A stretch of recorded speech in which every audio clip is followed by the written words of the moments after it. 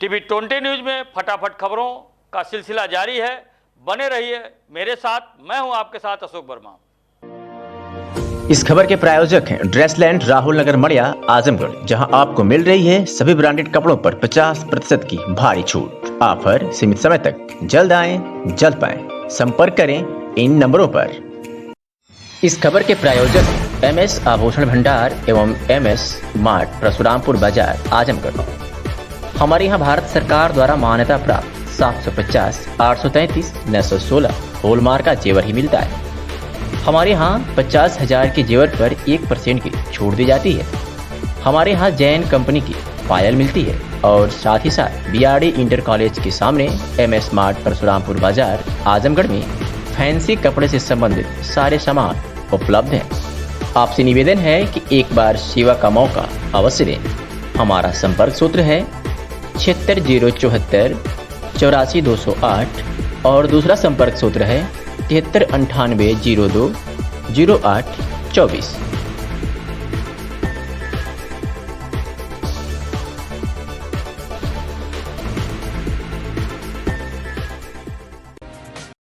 Central teacher eligibility test की परीक्षा के दृष्टिगत दक्षिणी जोन के परीक्षा केंद्रों का सुरक्षा के दृष्टिगत दक्षिणी लखनऊ के अपर पुलिस उपायुक्त सुरेश चंद्र रावत ने भ्रमण किया।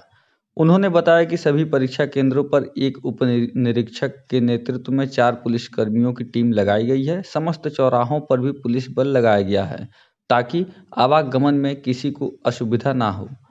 दक्षिणी जोन में सुशांत गोल्फ सिटी में 4, गोसाईगंज में 1, पारा में 4 व काकोरी में 2, संपूर्ण जोन में कुल 11 परीक्षा केंद्रों पर CTET की परीक्षा हो रही है।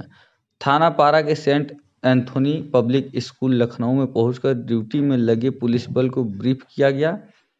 साथ ही कॉलेज प्रबंधन को उन्होंने कोविड-19 का सख्ती से अनुपालन करने के लिए निर्देशित किया।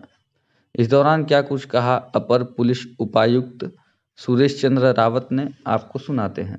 आज लखनऊ में CTET की परीक्षा हो रही है। संपूर्ण जनपद में परीक्षा हो रही है। दक्षिणी सुपर जोन में जो कुल 11 परीक्षा केंद्रों पर परीक्षा हो रही है, इसमें परीक्षार्थी भाग ले रहे हैं। इनके लिए सभी परीक्षा केंद्रों पर सुदृढ़ पुलिस प्रबंध किए गए हैं और हम लोगों ने चौराहों पर भी पुलिस प्रबंध किया गया है ताकि आवागमन में किसी को कोई असुविधा ना हो।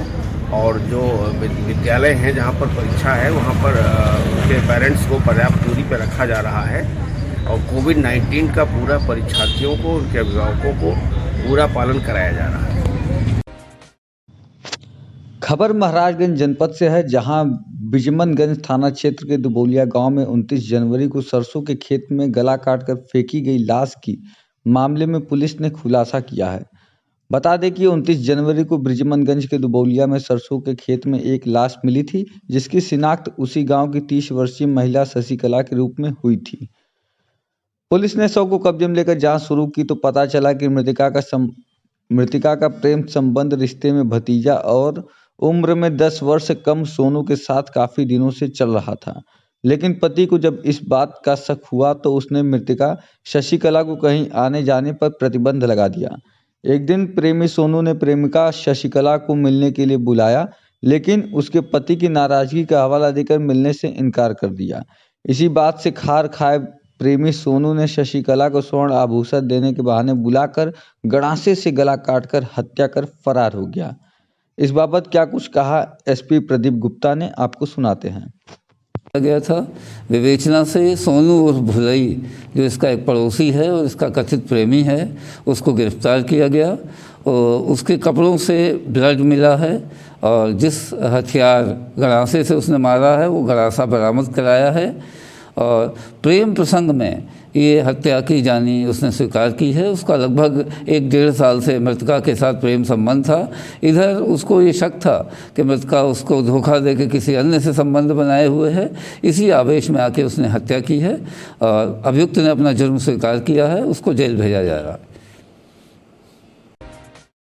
सुप्रीम कोर्ट के वरिष्ठ अधिवक्ता डॉक्टर एपी सिंह ने बताया कि केंद्र सरकार द्वारा जो कृषि कानून बनाए गए हैं उस कानून और भारत सरकार के खिलाफ किसान संगठन लगातार 2 महीने से अधिक आंदोलन चला रहे हैं। उन्होंने यह भी बताया कि प्रधानमंत्री नरेंद्र मोदी ने किसान आंदोलन पर अपनी संवेदना व्यक्त करते हुए कहा कि एक फ़ोन कॉल की दूरी है, तो इस दूरी को प्रधानमंत्री और किसान संगठनों को दूर करना चाहिए। अब इस दूरी के बीच में अड़चन यह आ रही है कि जो पुलिस द्वारा किसान नेताओं पर केस बनाए गए हैं उन्हें खत्म करना चाहिए। सबसे पहले किसान नेताओं पर लगे संगीन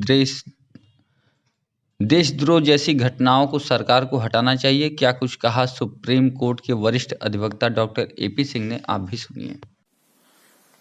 किसान संगठनों का जो कृषि के जो कानून बनाए गए भारत सरकार, उनके खिलाफ जो लगातार 2 महीने से अधिक आंदोलन चल रहा है, अब तो माननीय मोदी जी ने भी उसमें अपनी संवेदना व्यक्त करते हुए उसमें कहा है कि एक फोन कॉल की दूरी है।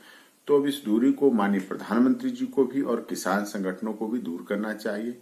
अब इस दूरी के बीच में माननीय प्रधानमंत्री जी ने तो कहा एक फोन की कॉल की दूरी है, लेकिन इसमें अड़चन बीच में जो केस बनाए गए हैं विभिन्न किसान संगठनों के नेताओं पर और जो लोगों पे बनाए गए, दोषी लोगों की अलग बात है, जो दोषी हैं जिनकी सीसीटीवी फुटेज है वो चीज अलग है, लेकिन ये केस ऐसे लोगों पर भी लगे हैं, बनाए गए हैं जिनका कोई मतलब नहीं था।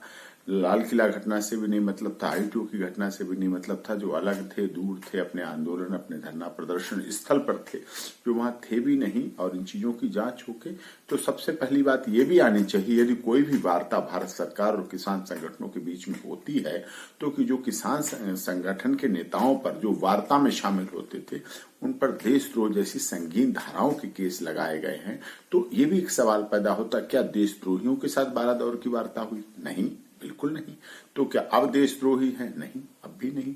तो ऐसी स्थिति में सबसे पहले ये जो केस लगाए गए हैं वो केस खत्म होने चाहिए। और यही नहीं, दिल्ली नहीं, जो अन्य प्रदेशों में अन्य जगह इनके यहाँ केसों की शुरुआत हुई तो वहां भी लगाए गए, तो वो भी खत्म होने चाहिए इस वार्ता के प्रारंभ। उसके बाद वार्ता होनी चाहिए, सद्भावनापूर्ण वार्ता होना चाहिए, दोनों पक्ष खुले दिल से वार्ता करें।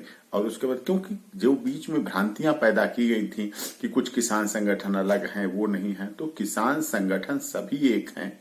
हाँ, पुलिस के दबाव में कुछ ने धरना स्थल छोड़े, धरना स्थल से हटाए गए, कहीं हटाए गए, कहीं रुके रहे, किन परिस्थितियों में रुके रहे, कैसे कैसे रुके रहे, क्या क्या करना पड़ा रुकने के लिए, वो आप सबने देखा और आप सब जानते हैं। लेकिन जितने किसान संगठन है सब एक हैं, उनमें थोड़ी बहुत मनभेद हो जाते हैं लेकिन किसी में मतभेद बिल्कुल नहीं है, सब एक साथ हैं किसान कानूनों के खिलाफ।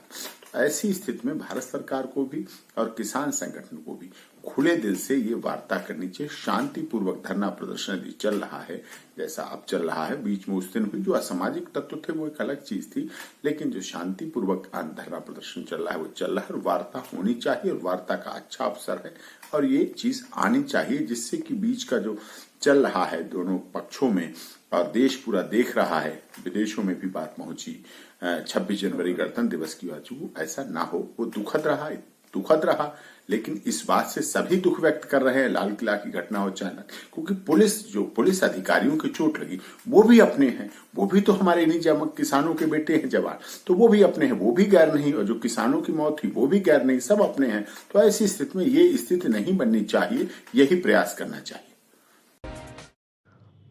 आजमगढ़ जनपद में पल्स पोलियो अभियान का शुभारंभ राहुल संस्कृतान महिला चिकित्सालय की में मुख्य चिकित्सा अधिकारी डॉक्टर ए.के. मिश्रा के द्वारा किया गया। पत्रकारों से हुई बातचीत में सीएमओ डॉक्टर ए.के. मिश्रा ने कहा कि 31 जनवरी को काफ़ी असरे के बाद पल्स पोलियो अभियान का शुभारंभ हुआ है, जिसमें आजमगढ़ जनपद में 0 से लेकर 5 वर्ष तक के 6,53,290 बच्चों को टारगेट किया गया है। पोलियो खुराक पिलाने के लिए आज हमारी बूथ एक्टिविटी है। पूरे जनपद में 2,402 बूथ बने हैं, जिसमें 1,187 टीमें लगी हुई हैं जो बूथ पर पोलियो ड्रॉप पिलाएंगी। आज बूथ पर पोलियो ड्रॉप पिलाई जाएगी और कल से घर घर जाकर पोलियो खुराक दी जाएगी। आगे क्या कुछ कहा सीएमओ डॉक्टर ए.के. मिश्रा ने, देखिए हमारी इस रिपोर्ट में। आज 31 जनवरी से पल्स पोलियो अभियान का शुभारंभ काफ़ी अरसे के बाद हुआ है। इसमें आजमगढ़ जनपद में 0 से 5 साल के बच्चे जो है 6,53,290 बच्चे हैं जिनको हम लोगों ने टारगेट किया है पोलियो ड्रॉप पिलाने का। आज हमारी बूथ एक्टिविटी है जनपद में 2402 बूथ बने हुए हैं, जिसमें हमारी 1187 टीमें लगी हुई हैं, जो आज बूथ पे पोलियो ड्रॉप्स पिलाएंगी। इसमें ट्रांजिट टीम 46 है और मोबाइल टीम 32 है। टोटल हाउस 6,90,227 हाउस हमको कवर करने हैं पूरे जनपद में। आज बूथ एक्टिविटी है और कल से जो है घर घर हमारी टीम जाके 0 से 5 साल के बच्चों को पोलियो ड्रॉप पिलाएगी। नहीं रुक रहा गौ तस्करी का मामला। हफ्ते भर में दूसरी बार प्रकाश में आया गौ तस्करी का मामला। नेशनल हाईवे NH 233 पर डिवाइडर से टकराई पशु लदी ट्रक। हफ्ते में दूसरी बार गौ तस्करी का सामने आया मामला। बता दें कि बुढ़नपुर कप्तानगंज थाना क्षेत्र के रानीपुर के समीप बीती रात करीब 12:30 बजे के लगभग पशु लदा एक ट्रक डिवाइडर से टकरा गया, जिसमें ट्रक का अगला हिस्सा क्षतिग्रस्त हो गया और खलासी ड्राइवर दोनों लोग मौके से अपनी जान बचाकर फरार हो गए। क्षतिग्रस्त ट्रक का नंबर BR01GB 8045 है, जो कि फैजाबाद की तरफ से आकर आजमगढ़ की तरफ जा रही थी। स्थानीय निवासियों ने इसकी सूचना नजदीकी पुलिस को दी। सूचना मिलते ही प्रभारी निरीक्षक कप्तानगंज नदीम अहमद फरीदी, चौकी इंचार्ज लाल बहादुर बिंद, SI जितेंद्र सिंह, कांस्टेबल पंकज यादव सहित तमाम लोग मौके पर पहुंच गए। थाना प्रभारी निरीक्षक कप्तानगंज नदीम अहमद फरीदी ने बताया कि प्रथम दृष्टया मामला अवैध गौ तस्करी का ही दिख रहा है। मौके से ड्राइवर और खलासी फरार हो चुके हैं। अगर अवैध नहीं होता तो मौके पर कोई न कोई मौजूद जरूर रहता। गाड़ी में टोटल 18 गाय पाई गई हैं, जिसमें से 2 की मौके पर ही मौत हो गई है। वहीं जीवित गायों को स्थानीय गौशाला में भेज दिया गया है। आगे इसकी जांच पड़ताल कर कार्रवाई सुनिश्चित की जाएगी। ये खबर हम आपको आगरा जिले के खंडोली से दिखा रहे हैं, जहां खंडोली के थाना अध्यक्ष अरविंद सिंह का सराहनीय कार्य लोगों में चर्चा का विषय बना हुआ है। यह बात हम इसलिए कह रहे हैं कि पुलिस का नाम लेते ही उनकी तस्वीर नेगेटिव नज़र आती है, पर खंडोली थाने के अध्यक्ष अरविंद की कोशिश यही रहती है कि उनके साथ लोग मिलकर अपनी परेशानी बताकर और उनका सहयोग साथ देकर कार्य करें। लालगढ़ी गांव में जहां 5 साल पहले जहरीली शराब से एक व्यक्ति की मृत्यु हो गई और एक व्यक्ति की आंखों की रोशनी चली गई, उसी गांव में थाना अध्यक्ष पहुंचे और गांव वालों को समझाया और सभी को शपथ दिलाई कि हम अपने गांव में अवैध शराब नहीं बिकने देंगे। तो ये कार्य थाना अध्यक्ष का लोगों में चर्चा का विषय बना हुआ है। ये खबर हम आपको आगरा जिले के खंडोली से दिखा रहे हैं। हम लालगढ़ी के निवासी आज कसम खाते हैं कि हम अपने गांव में अवैध शराब ना बिकने देंगे, ना बनने देंगे। यदि ऐसा कोई काम करता है तो उसकी सूचना किसको देंगे? बिल्कुल, बजाओ ताली। निजामाबाद में आहूत की गई आम आदमी की कार्यकर्ता बैठक। दिल्ली की विकास मॉडल को जन जन तक पहुंचाने का कार्यकर्ताओं को दिया गया निर्देश। निजामाबाद में विधानसभा अध्यक्ष रामरूप यादव के नेतृत्व में कार्यकर्ता बैठक आहूत की गई, जिसमें प्रदेश उपाध्यक्ष राजेश यादव, जिला महासचिव इसरार अहमद, आजमगढ़ पर्यवेक्षक हरिशंकर सिंह, ब्लॉक एवं विधानसभा के जुझारू युवा साथी मौजूद रहे, जिसमें मिर्जापुर ब्लॉक अध्यक्ष रमेश यादव को बनाया गया। अन्य इस दौरान दिल्ली की विकास मॉडल, जिसकी आवश्यकता हर परिवार को जैसे शिक्षा, स्वास्थ्य, बिजली, दिल्ली की योजनाओं को ग्राम के हर व्यक्ति तक पहुंचाने की रणनीति बनाई गई। फरिश्ते योजना दुर्घटना पर घायल व्यक्ति को पहुंचाने वाले को 2000 रुपये पुरस्कार व नज़दीकी प्राइवेट अस्पताल को पूर्ण इलाज करना अनिवार्य है। यह योजना उत्तर प्रदेश में भी जरूरी है। इसमें भाग लेने वाले तहबुरपुर ब्लॉक अध्यक्ष राम बचन यादव, गौरव यादव, निजामाबाद नगर अध्यक्ष हरीशचंद्र यादव, हिटलर विष्णुकांत राय, अभिषेक यादव, बाबूलाल यादव आदि लोग उपस्थित रहे। हर जगह जो है कि पहुंच रहे हैं और लोगों को जागरूक कर रहे हैं और जोड़ते चले जा रहे हैं। यहाँ पर यूपी में देखा जाए तो अक्सर लोग बिरादरी के नाम पे वोटिंग करते हैं और देखा जाए तो आम आदमी पार्टी अभी यहाँ न्यू पार्टी है, तो यहाँ कैसे जैसे अलग अलग पार्टियाँ अपना वोट बैंक बना के रखी है, या तो लोग समाजवादी पार्टी के, एसटी के लोग बहुजन समाजवादी पार्टी, और यहाँ पर ओवैसी साहब भी आ गए मुस्लिम माइनॉरिटी वोट के लिए। आप लोग किस तरह की राजनीति यहाँ करेंगे? देखिए, बात आपकी बिल्कुल सही है। यहाँ पे जो है राजनीति जातिकरण की राजनीति है और धर्म की राजनीति हो रही है, लेकिन आम आदमी पार्टी इससे परे। मैं समझता हूं कि चाहे वो राजा हुआ, चाहे वो एक छोटे लेवल का कोई भी हुआ, उसको एक ऐसा अधिकार संविधान ने दिया है, वोट की ताकत दी है, वो बराबर की ताकत दी है, और उसके अनुसार से हर व्यक्ति का आवश्यकता है शिक्षा बेहतर हो, स्वास्थ्य बेहतर हो, जो इलाज, और यही नहीं, फरिश्ते योजना दिल्ली की चलती है, कोई एक्सीडेंट हो जाता है तो जो ले जाने वाला है उसको 2000 रुपए इनाम मिलता है, और प्राइवेट में पूरा इलाज उसका चलता है। इस तरह की क्यों नहीं जिक्र किया? हर लोगों की आवश्यकता है, और दिल्ली की योजनाओं को लोग बखूबी जो है और सराह रहे हैं। बस इतना उनका कहना है कि आप अभी लोग संगठन के नाम पे थोड़ा कमजोर है, बस यही दूरी हमारी तय करना है, संगठन को मजबूत करना है, ये दूरी तय हो जाएगी और सभी आम जनता, हर जाति धर्म का, वो हमारे साथ होगा। इस वक्त की बड़ी खबर लखनऊ से आ रही है, जहां सपा एमएलसी सुनील साजन ने भाजपा पर निशाना साधते हुए गंभीर आरोप लगाए हैं। उन्होंने कहा कि हमें पहले से पता था कि सरकार बेईमान है, लेकिन हमको इस बात की जरा भी उम्मीद नहीं थी कि राजभवन भी बेईमान हो जाएगा। संसदीय परंपराओं का ऐसे ही मजाक उड़ाया जाएगा तो लोकतंत्र पर विश्वास कैसे रह जाएगा। समाजवादी पार्टी का विधान परिषद में बहुमत है, तरीके से चुनाव कराया जाना चाहिए था और समाजवादी पार्टी का सभापति बनता।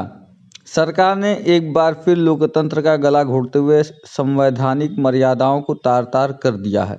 उन्होंने यह भी कहा कि बीजेपी वाले चुनाव से डरते हैं, अगर यह चुनाव कराते तो हार जाते। इस दौरान क्या कुछ कहा सपा एमएलसी सुनील सिंह साजन ने, आप भी सुनिए। धज्जियां उड़ाएंगे तो जो विधान परिषद में नियमावली में है कि प्रोटेम स्पीकर जो सीनियर होगा सदस्य वही बन सकता है, लेकिन इन्होंने इसलिए अपने मनमानी तरीके से प्रोटेम बना लिया कि अब ये चुनाव नहीं कराना चाहते, क्योंकि यहां बहुमत विधान परिषद में अभी भी समाजवादी पार्टी का है। तो जो सभापति का चुनाव होगा तो हम लोग जीतेंगे। हम लोगों को सरकार से तो ये उम्मीद थी कि वो सरकार बेईमान है, लेकिन राजभवन से उम्मीद नहीं थी कि राजभवन भी बेईमान हो जाएगा। अगर राजभवन से लेकर सरकार तक सभी अगर संसदीय परंपराओं की धज्जियां उड़ाएंगे तो फिर बचेगा क्या? मुख्यमंत्री योगी आदित्यनाथ से उनके कालिदास मार्ग स्थित आवास में भाजपा के जिला मंत्री सूरज प्रकाश श्रीवास्तव व पूर्व प्रदेश कार्य समिति सदस्य भाजीमो पुष्कर मिश्रा ने मुलाकात की। दोनों ही नेताओं ने भ्रष्टाचार में लिप्त प्रशासनिक अधिकारियों पर कार्रवाई करने का अनुरोध किया।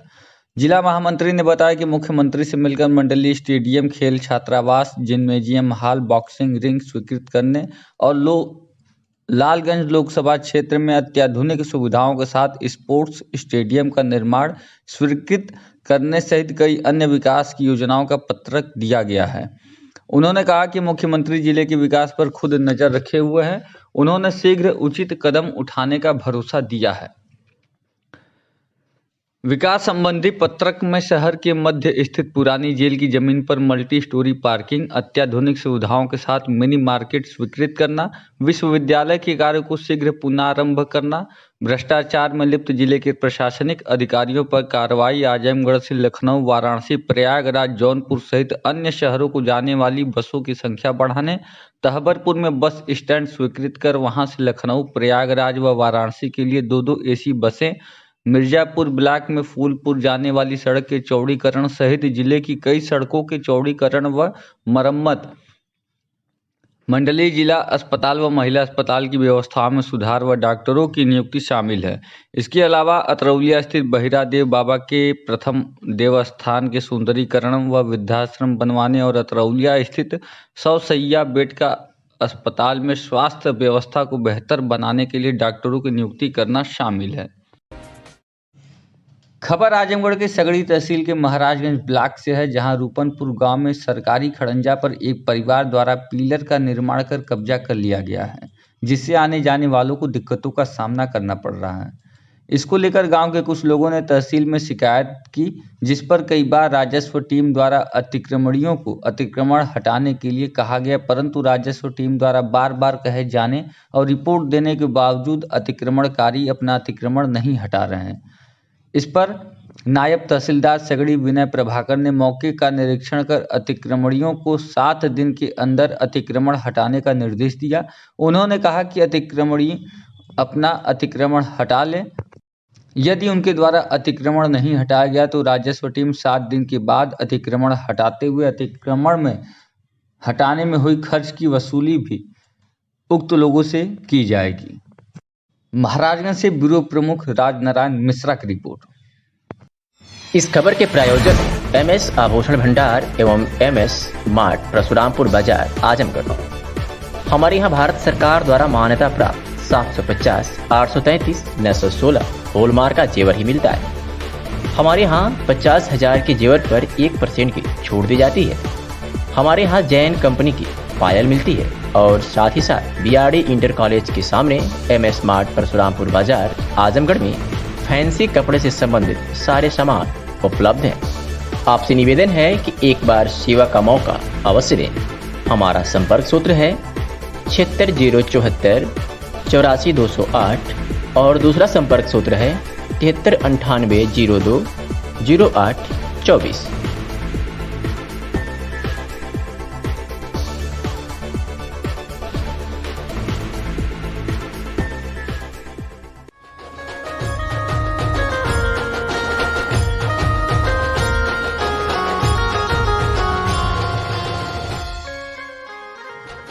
जिला पंचायत कप्तानगंज क्षेत्र के कर्मठ, ईमानदार, संघर्षशील समाज सेवक व व्यापार मंडल कप्तानगंज के अध्यक्ष एवं जिला पंचायत कप्तानगंज से सदस्य पद के प्रत्याशी राजेश गुप्ता द्वारा क्षेत्र के सभी नागरिकों को नमन करते हुए गणतंत्र दिवस की हार्दिक शुभकामनाएं।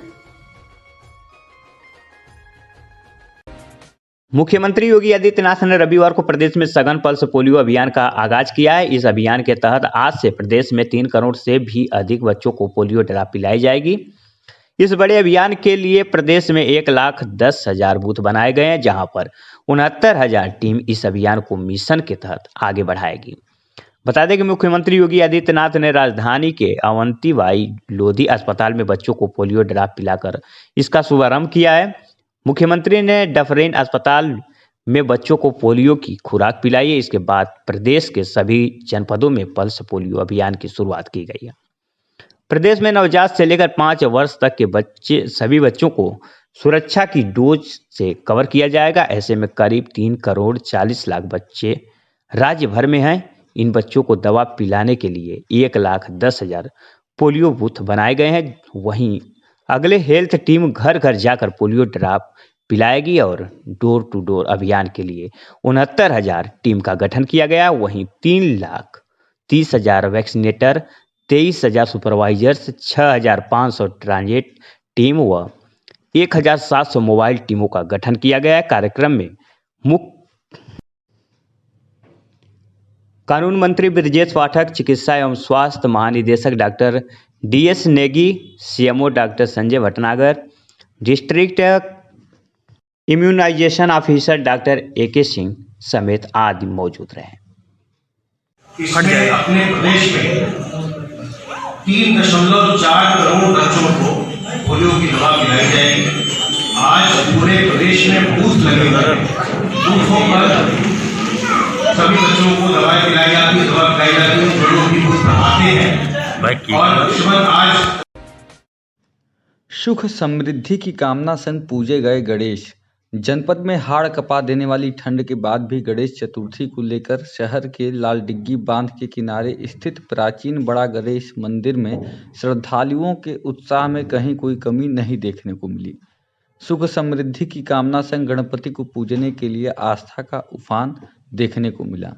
भारी संख्या में व्रती महिलाएं हाथों में पूजा की थाली लिए लंबी लंबी कतारों में लगी रहीं। प्राचीन बड़ा गणेश मंदिर के महंत राजेश मिश्र ने बताया कि सुबह 10 बजे भगवान का अभिषेक और आरती के बाद पूजन अर्चन का कार्यक्रम शुरू हो गया, जो रात 8:19 बजे भगवान राम का जन्म और उसके बाद रात 11:30 बजे शयन आरती होगी। सुबह से लेकर शाम तक भक्तों का तांता भगवान गणेश मंदिर पर लगा रहा। गणेश पूजा के लिए मंदिरों में भक्तों की भारी भीड़ देखने को मिली। साथ ही सुरक्षा के दृष्टिगत भारी पुलिस फोर्स तैनात रही। इस दौरान क्या कुछ कहा महंत राजेश मिश्र ने, आपको सुनाते हैं। माघी संकष्टी चौथ भगवान गणेश जी के जन्म के प्रसंग से जुड़ा हुआ है। इस दिन महिलाएं व्रत रहती हैं और अपने पुत्र के लिए दीर्घायु और स्वास्थ्य की कामना करती हैं। क्या यहाँ कार्यक्रम हो रहे हैं, कब तक चलेंगे, कहाँ से? आज अभिषेक और आरती के बाद दर्शन पूजा चलता रहेगा। 8:19 पर चंद्रोदय के समय अर्घ दे करके महिलाएं व्रत तोड़ेंगी और सभी लोग दर्शन पूजा प्रसाद ग्रहण करते हैं। इस मंदिर की क्या महत्व है?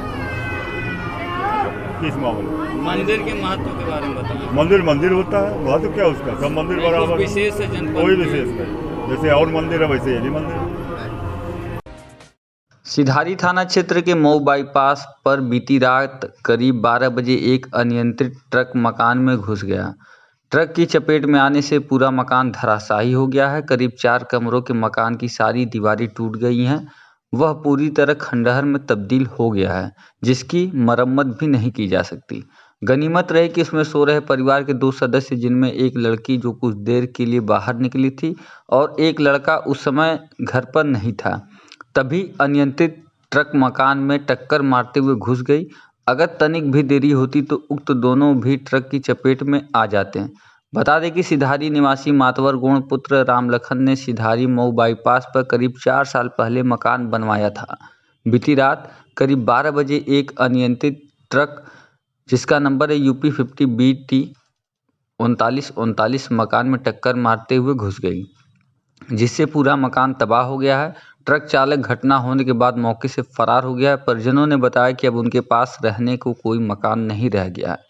रोजमर्रा की कमाई से किसी तरह अपना मकान बनवाया था, जो अब फिर से बनवा पाना संभव नहीं है। मातवर गौड़ ने प्रार्थना पत्र देकर शासन प्रशासन से मदद की गुहार लगाई है। मेहनगर नगर पंचायत स्थित निर्जन कुटी पर रविवार को हिंदू युवा वाहिनी के कार्यकर्ताओं ने खिचड़ी भोज का आयोजन किया। खिचड़ी भोज में मुख्य अतिथि विनोद सोनकर ने कहा कि इस तरह के कार्यक्रम पूरे समाज को जोड़ने का काम करते हैं। अरिजीत रणजीत सिंह ने राम मंदिर पर चर्चा करते हुए कहा कि इतिहास लिखा जाएगा तो अयोध्या में मंदिर निर्माण पर फैसला और मंदिर का शिलान्यास श्रेय योगी मोदी को ही दिया जाएगा।